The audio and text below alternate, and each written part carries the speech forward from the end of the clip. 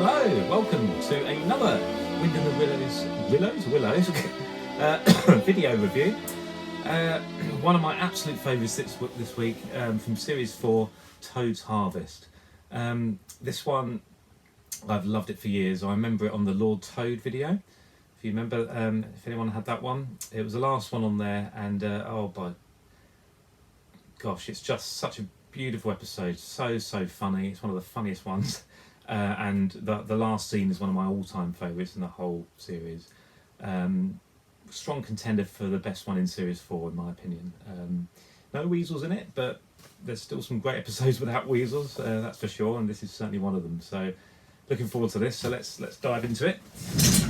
So if you want to sync up with me, I'm pressing play right now. There we go. So, like I say, this is from Series 4, so this takes place during the railway problem, of course. And this one, I think it's fair to say that it's certainly one of Jackie Cockle's best episodes, and of course she's got so many wonderful episodes, but this one, I like the fact that it's one of Toad's crazies, but it's one that goes horribly wrong. I mean, many of them do, of course, but it's just so particularly funny. And the others, it's about harvesting basically. And last week, of course, I reviewed the classic Harvest episode from Series 2, and I like the fact that I'm following on with this one because this is kind of Toad's take on harvesting. Anything that deals with the latest technology, and I can see where it's coming from. I think it's wonderful. It's a great episode that sort of takes a nod to the changing times of Edwardian England, when technology was kind of improving so fast with the Industrial Revolution and all of that, and everything changing so quickly. And characters like these characters, and Kenneth Grahame certainly was one, who wanted to hang on to what Victorian England was for him, and the idea of rural, idyllic lifestyle. And that's what Badger Ratty Mole stand for a lot of the time. And of course, that's controversial in many ways. You could argue that it only represents a very small minority in terms of what England was like at the time. And Toad, of course, represents the excitement of change, and things being faster, quicker, more efficient, and just science. He's excited by science. And it's a lovely episode. You've got Paul Berry on it, of course, and Sue Pugh, Jackie Cockle's fantastic team of animators from Series 4. And we open, of course, with a very generic scene of Ratty and Mole. Mole's in a mess, as you can see. And I like that because it's showing the downside to harvesting yourself and dealing with fruit and preserves and all of that. You can get in a bit of a mess with it all. And I love the fact that we're outside Badger's house. It's so unusual. So often we go into the characters' homes, but this is lovely to just see Badger painting. And it's on what we presume a warm autumn day. You can see by what they're wearing. Badger isn't wearing his jacket, and it's very true now. Actually, the weather here is very nice, and it still feels like summer, to be honest. And I like this. This is unusual, where Badger's just disagreed with Mole, and Mole now sees his point. And they're basically, so they're talking about tired of being sticky and washing and dealing with it all, and and it's going to lead quite nicely to what Toad comes up with, or what he sees advertised. We'll get to that, of course, but I also love the way that scene's set up with Badger, and he's got his back to them. There's just a sense of authority there. Not facing them, he's just getting on with his painting and sort of looking behind. I really like that. So the episode just bursts to life now with Toad. Here we are in Toad Hall, and they're still talking about fruit gardens, and they've given him these jars of preserves. So it sets up the episode really nicely. The others are talking about what it's like to be harvesting. It is important, but it is a pain. It's a lot of work. You get into a mess. It's almost the equivalent, for me. because I'm an artist and I do a fair bit of drawing and stuff. It's much easier on an iPad these days, and you can have all the materials that you want in one place, and that's technology for you, as opposed to the real thing where if you're painting, you've got to wash the paints out and all of that. So it reminds me of that, but it's at the same time you can never replace the real thing, And I think that's a strong message of this, especially when it all goes horribly wrong for Toad in the end. So there's wonderful animation of Toad in this episode as well.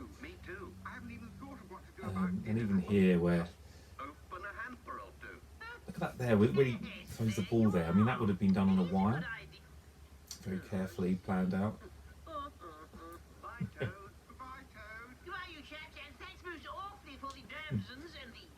can always tell Paul Berry's animation, it's so uncluttered, isn't it? Pose to pose, really clear, beautiful lip sync, absolutely faultless. No, I didn't. I dare say they will be quite nice. In fact, I think I'd have some jam now on a piece of toast. I like this line here. So he says a piece of toast or 2 pieces of toast to start with. Really good. I used to think that line was too starving. I thought he was saying I'm too starving. I just misheard it. But I remember that I've said before, when I reviewed Lord Toad and Hall for Sale, this video, it was Lord Toad and Other Stories, and I remember it so well getting that video, and watch it endlessly. And my brother would have the happy birthday video, and just happy times. And this is of course Toad's library, and again a set we see a fair bit in series 4 and certainly series 5.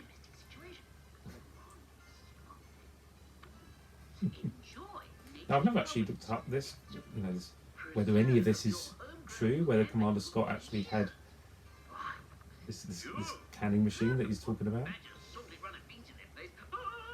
I honestly don't know. I mean, they did do their research, of course, but and that book that he's got there, maybe that was an actual book that existed. I mean, I wouldn't be surprised.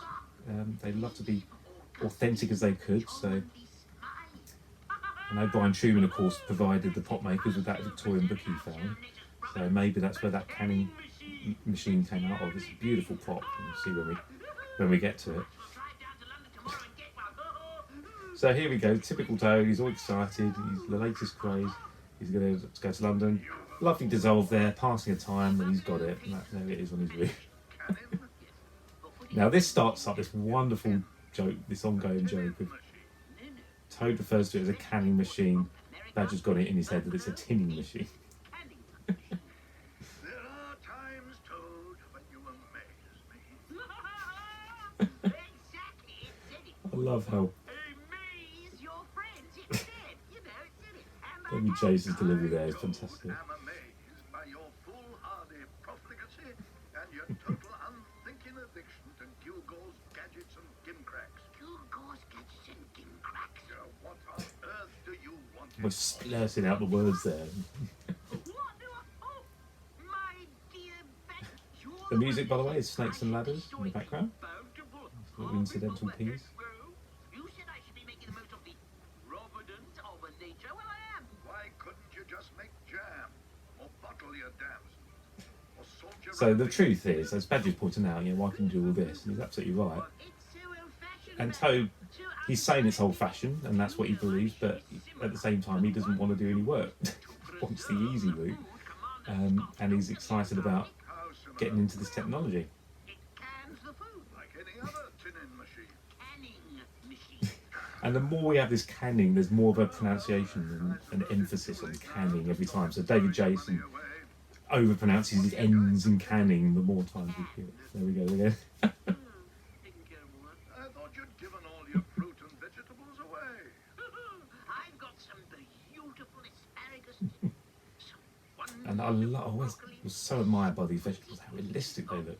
And they could be real. Hold a moment. Where have you Now this is wonderful, this bit. This bit. What'd you say? I said I And then haven't actually grown a pronounces it probably. So it's not the first time we've seen Toad do that, or David Jason. first class So just that thing of mumbling it and then over-pronouncing it afterwards. when the other characters can't hear him. Away because you're too lazy to be bothered. Now that animation there, isn't that lovely? This spring particularly. Suggesting that it's oversweet and is always a bit sour. So Toad's reaction is very human, very natural. To put in it. Again, that's Paul Berry. Are you? And I always wonder how much of that was Jackie Cockle directing and saying, oh, it'd be nice if Toad did this, or whether Paul Berry actually came up with it himself. It'll be the best Um, preserved fruit and vegetables in the My experience as an animator, it's a bit of both. Sometimes you come up with a little gesture and you know you've got time to put it in. You know that the storyboard will allow for it. It makes sense in terms of the story. And more often than not, the director's very happy and thinks, well done, wish I'd thought that. But other times the director will have a very clear idea what they want, and directors vary. I always got the impression that Jackie Cockle was very much, had things so well planned out. That's the impression I've got from these episodes and from meeting her. Very thorough, very precise. Very little would have been changed, I would have thought, after the storyboard stage. But when you've got a fantastic team like Paul Berry and Sue Pugh working with you, you're going to want suggestions. Now this is great, this timing. Just the right time there, so that explosion of like this fate, I'll never, and then the explosion happens. And you're at the edge of your seat because you can hear the gas sort of big on, and you think, oh my gosh. And even shots like that, the rattling of the plates, it's so natural. So this is a great scene. Toad demonstrating, and Ratty's trying to tell him something very important, and Toad's just not interested because he wants questions at the end. He wants to do things his way, and he just wants Ratty to listen for that. Yes, but I'm sure. Betty, please. Oh, I give up. And again, that sideways glance that Toad has, he says thank you. And by this point, the animators really knew how to get those expressions out of Toad by using the side of his face and those big eyes and turning the eyeball round. I mean, look at this prop, isn't it beautiful? I wonder where it is now, or even if it even exists, because it's absolutely stunning. Great example of engineering that they went into, the craftsmanship, and all the prop makers would put their hands up and say, or the Brian Truman would say, this is the latest script, this is the latest thing Toad's got, and they'll all be like, oh, I'd love to have a go at making that, or something new, something out of the ordinary. When you think of all the stop motion shows and the amount of the same kind of props you would have made for all of them, like basic furniture, and if it's outdoors you'd have trees and everything like this, but in what other production would you need a canning machine? One of a kind. It's just, look at that. So that's all wire work again. Beautiful arcs and the weight of Toad capturing each time. So Ratty, Brian Truman making use of Peter Sallis again, really making Ratty sarcastic, and Did you blanch the vegetable? great timing here as well. So he said, did you blanch the vegetables? And there's this wonderful pause and Toad asks what blanching actually is. Plunge the vegetables into boiling water before you put them in the tin. No, of course I didn't know. There's the tin and can thing again. But you have to kill the germs. Germs? What germs? The germs on the vegetable. Germs? I love that that really big expression for the word germs. Now, did you notice I assume it's a cucumber or a courgette, but when he moved it, it had some lovely follow through. But that's a great example of when it's beautifully animated, but probably overdone. It wouldn't do that unless it's extremely soft. I mean, no cucumber would be that soft to be able to do that. So it's one of those where it looks nice, it works, it's beautiful, but it's not actually realistic. Just a little criticism there. But see how he's going cans there? He's so sick of the others calling them tins.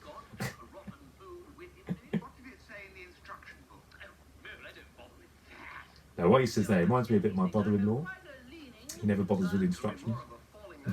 Ben, if you're watching, I'm sure he won't be watching, but if he is, you'll know what I mean. And this bit up here coming now used to make my brother laugh. Where he says, oh, you're jealous. And so here, he said, oh, no, I don't blame you, sorry. I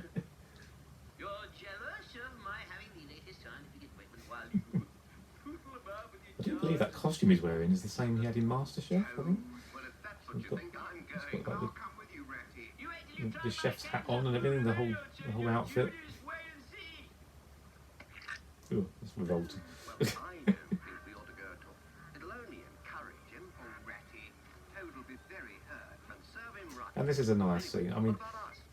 Jealous of his it's an important scene because it bridges that gap of You'll have forgotten that. Ratty being quite irritated and, you know, and the others kind of talking him into going to, you know, answering Toad's invitation. So these scenes are always so important, you know, when you've got Toad at the centre of an episode, and just to cut away for a bit. And they always occur, you know, around the same time in a typical Brian Tuman script, this without Toad. So Ratty, Mole and Badger have a chance to really talk things through when Toad isn't there. You know, they can actually talk about Toad. To celebrate the finest achievements of the food preservers art.